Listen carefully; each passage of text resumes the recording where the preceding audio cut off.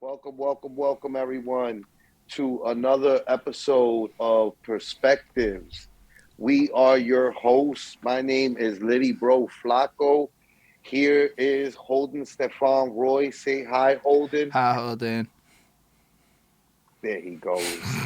And today we have, uh, today we have our guest, illustrious New Jersey indie scene veteran, EO Dub alumni, um, merch extraordinaire, uh, independent, independent connoisseur of the independent connoisseur of the independent arts. Now I'm just dragging it. He'll answer, ladies and gentlemen. He'll answer. What up? What up? What up? Now I'm dragging it. What's up, guys?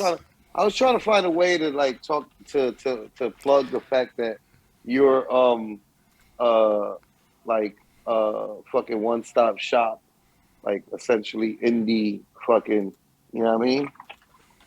But we'll get into that in the interview. Yeah.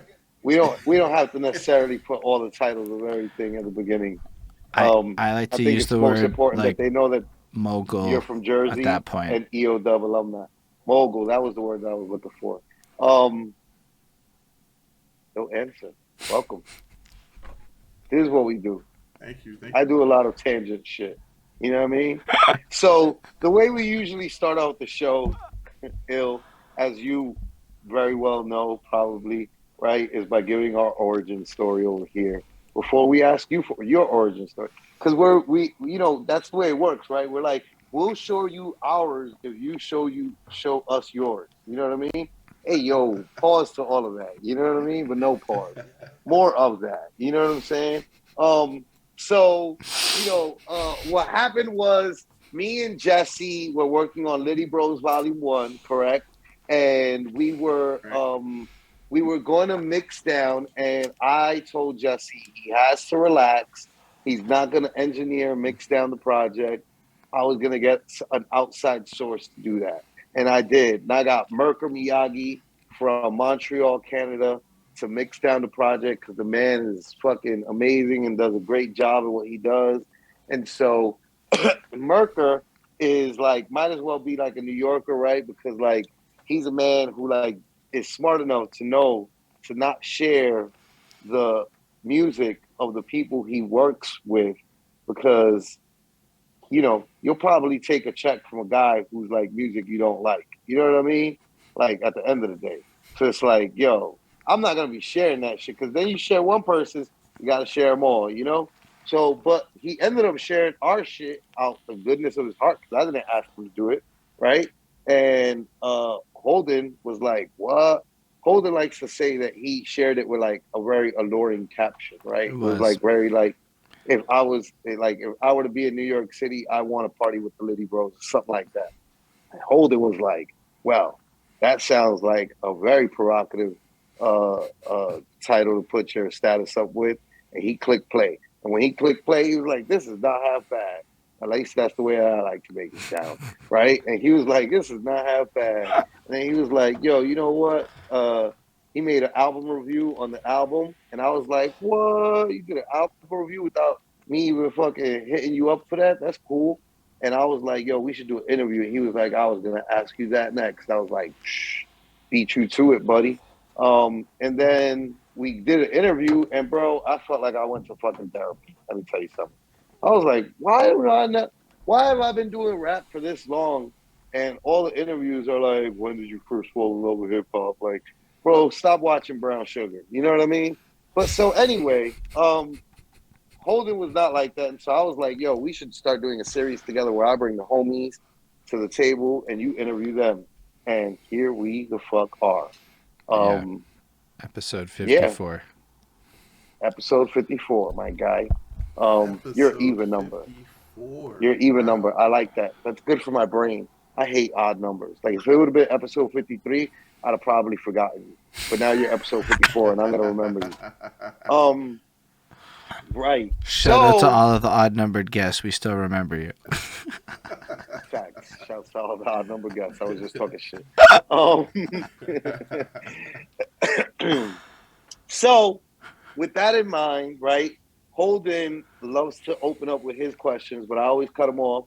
And I ask the first question, which is very important. Tell the people who you are, what you're known by, where you're from, and don't forget to tell them where your parents are from. Do I go in right now? Yeah, motherfucker, I was asking you a question. I know you guys are good for the long intros, and you guys got a whole build up, so I like to wait until I know it's time. Anyway, well, I am ill answer, and I wanted to say this for a long time now. My real name is actually Stephan, so I always want to bring that out to the table. My real name is Stephan, so people know me as Stephan, and of course Holden, of course.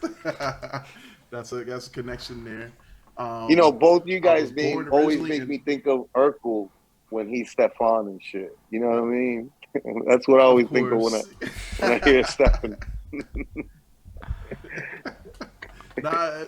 When you were younger, that's all that kids would say. Especially at my age, I was actually during that time period where that was relevant. So basically, everybody had the Stefan Urkel jokes. So it is what it is. But yeah, so I was originally born in Brooklyn, New York, Kings County Hospital. And I spent like my first basic 5 years in Queens, Jamaica, Queens. And then I moved on to North Carolina, Goldsboro, North Carolina, where I spent another 5-6 years. And then off to New Jersey when I was about 10, 11 years old. I was a New Jersey native, and I've been there ever since. My parents, on the other hand, they're both from Brooklyn, right? However, both of them were born in Alabama. So I always thought that was interesting. They my background, both my parents are from pretty much towns within 50 miles from each other in Alabama, and it's interesting meetup. Everybody migrates from Alabama up north. Why not? It's facts though. It's a whole big bunch. Facts. So what else? Where are we going? They were next? smart. They were smart people. Get the fuck about the South. No shade to any of the people who are watching this from the South. We love the South, but also it's the South. No shade. Yeah. So I think you answered all of it except your he answered aliases. I think you said your name, but not your other aliases. Well, it's all over the screen too, but I'm ill answer. People know me as ill mostly. I used to be known as this is a throwback. When I first started, I was known as MC Moneybags, which I haven't said probably in 20 years. But that was my original rap name, and I started as a parody rapper. We're gonna get into all of that, but yeah, I guess that we can get into the proper story question thing. So all of that starts with my girlfriend one time. She'd be washing the dishes, listening to that Black Eyed Peas song on her phone, that I got a feeling, ooh. And she's vibing, she's dancing, she's doing her thing. And I look at her and I have this thought, when in the fuck did this song become chores music? Because, you run that song back a decade or whatever, and in the middle of the night, it's it's club banger, everybody's dancing, having the time of their life. It's celebration music. And then you run it again into the future. Now all of a sudden it's a song we put on when we're doing some boring stuff like working out or chores, and we want to go back to the celebratory times of life. And it got me thinking just about the evolution of artists and how as we grow older in life, the relationship and context we have with these songs that don't even change at all because they're songs, it just evolves so much that we just treat music differently.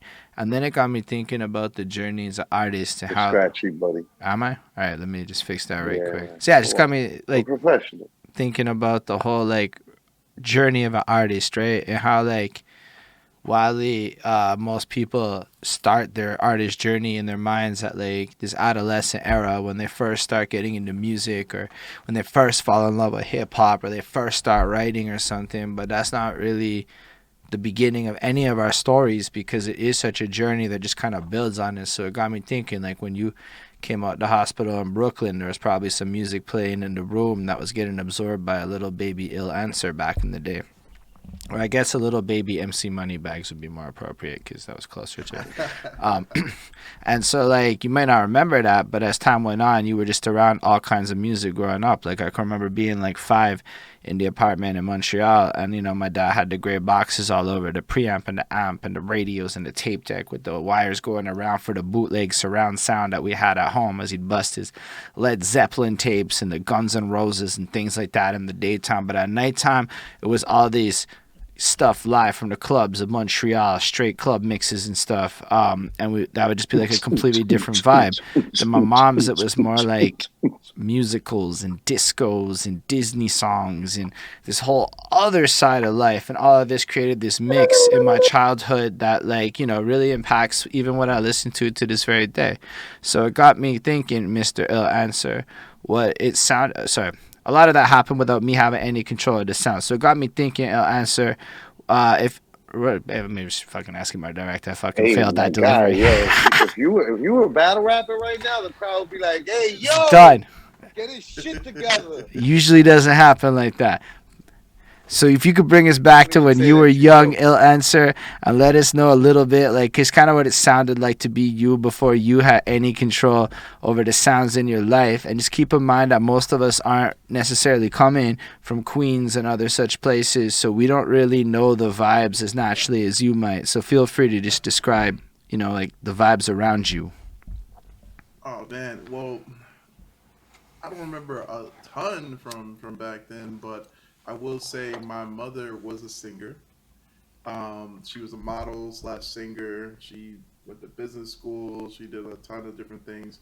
So my first influence was probably my mother. She used to take me to the recording studio, and I used to be in there making goofy noises, and the engineer would be like, "Oh, what's that? Oh, that sound was so cool. Do that sound again. Go in the booth. We're gonna record that." And you know, back in the '80s.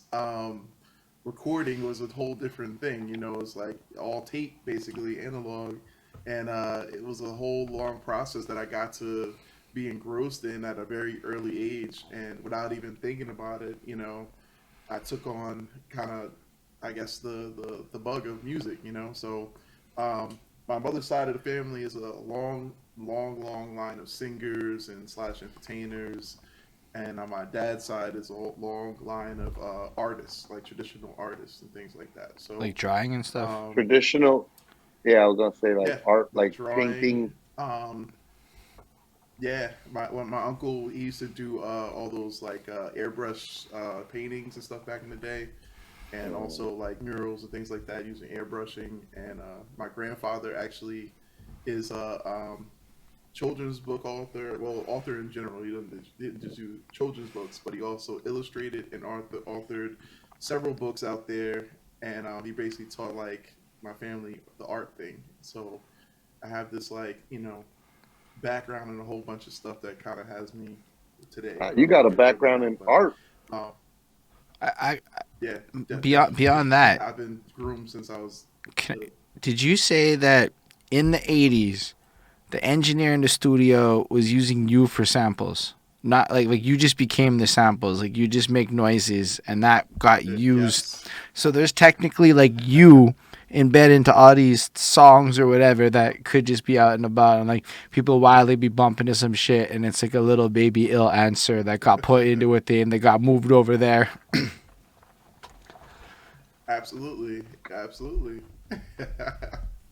I mean, everything else you said was also cool, but damn, that's like, I've never heard that one time in my life. And in the 80s, like that's like way back in the day times. Right, Danny, our program manager, our program director, is bringing us back on pace, and she's reminding us that you still have not mentioned what it was sounding like. What was the sounds? What was the music of the time at that time? What was playing? In the car. What was playing in the I'll tell you this.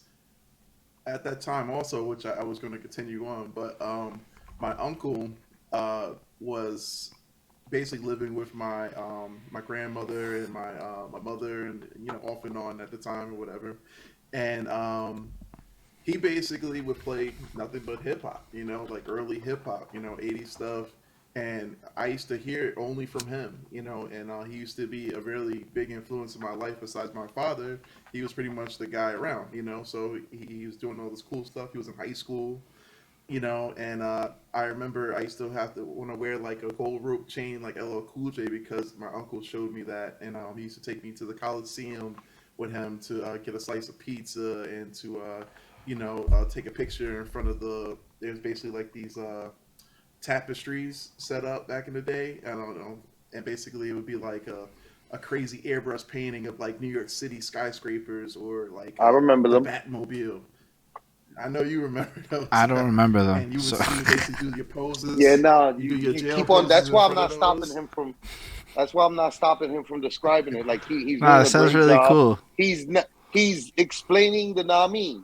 Yeah. Before there was no Nami, first of all, and he's just like explaining went right to it, the like a pro. the theoretical Nami. You know what I mean? So keep on explaining Nami. So basically, it's like going to the mall in today's age, where you go and you go to the actual photo place. Back in the day, you would go and it would be tapestry background set up, and with all kind of like current hip things, quote unquote. And at that time, I remember distinctly taking a picture in front of the Batmobile and the New York City skyscrapers in the background, and me and my uncle standing there posing with Kango bucket hats on, and fake gold ropes on. And oh shit! You like guys were really y'all were on it. Your uncle had you looking like a young rapper out we here, was in huh? there.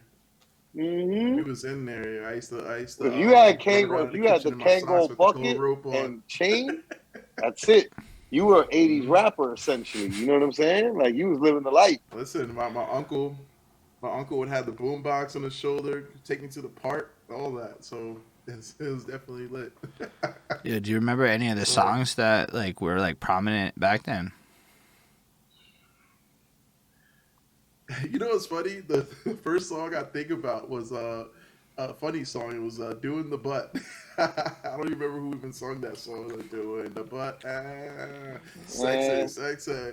I remember my uncle. I'm snitching now, but my uncle had snuck a girl in the house. My grandmother wasn't home, and I was in the room with them, and they were like chilling, and he had that song playing with his arm around her, and I used to be like, "Oh, I want to be just like my uncle one day."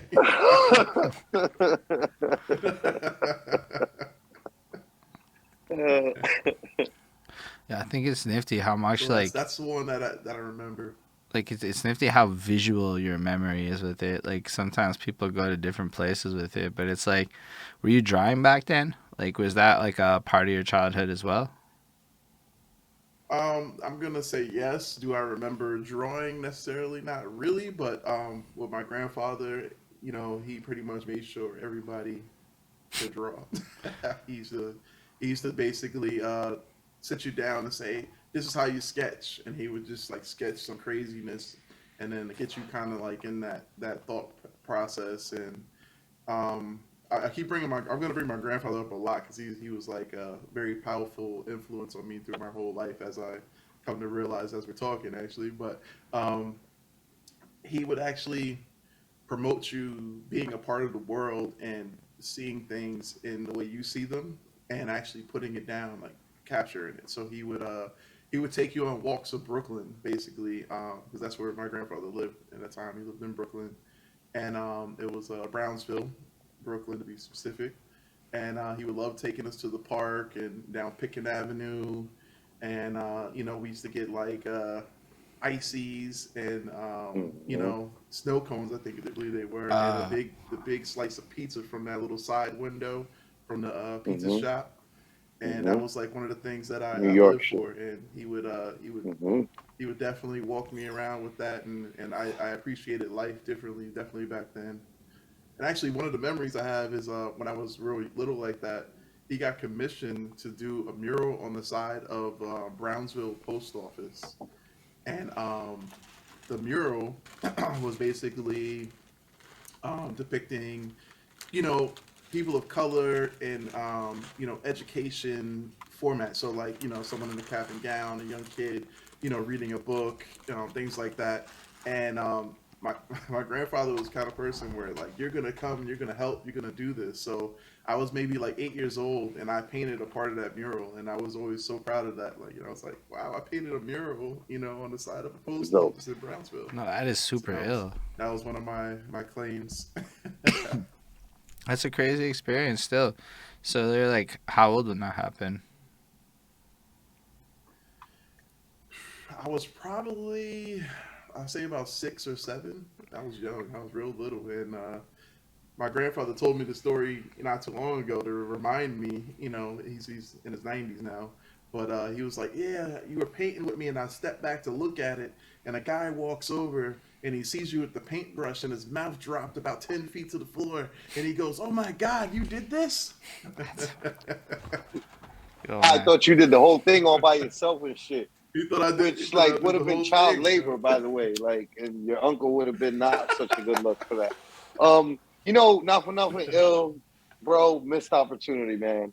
You should have had like pictures of Icees and snow cones in that little rotating gallery that you got there. What the fuck, bro? And you were supposed to have all of this already pre-thought and known you were gonna say these things so you could be that. Because Holden almost had a face like he didn't know what the fuck Icee was, bro. Yeah, because I mean, you know what I mean? when you Like, said Icee, he knows what a snow cone I know what a snow cone is, but and I'm sure I know some French version of it.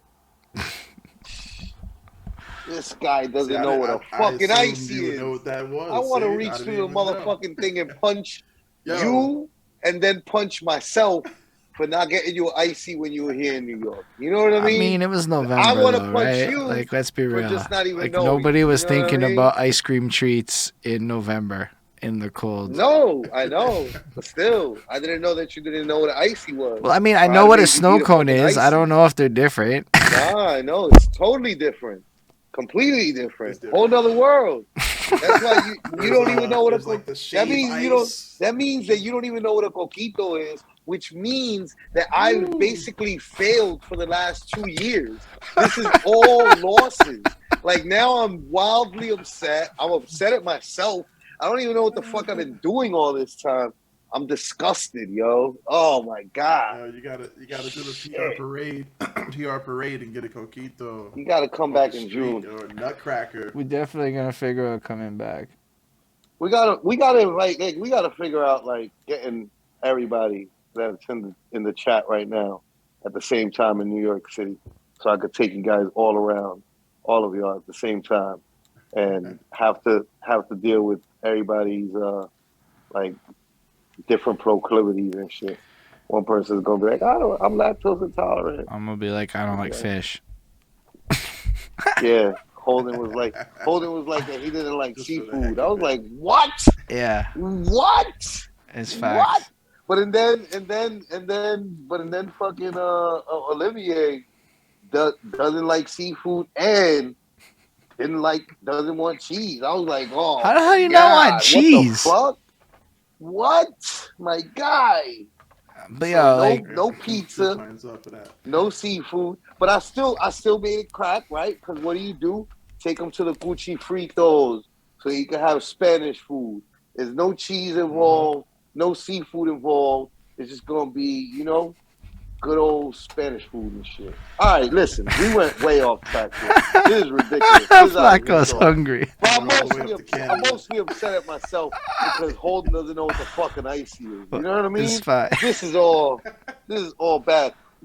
Ew, can you help us out here? Can you look up an Icee and put it in your little reel that you got going there? By the way, this fucking reel has me so jealous right now.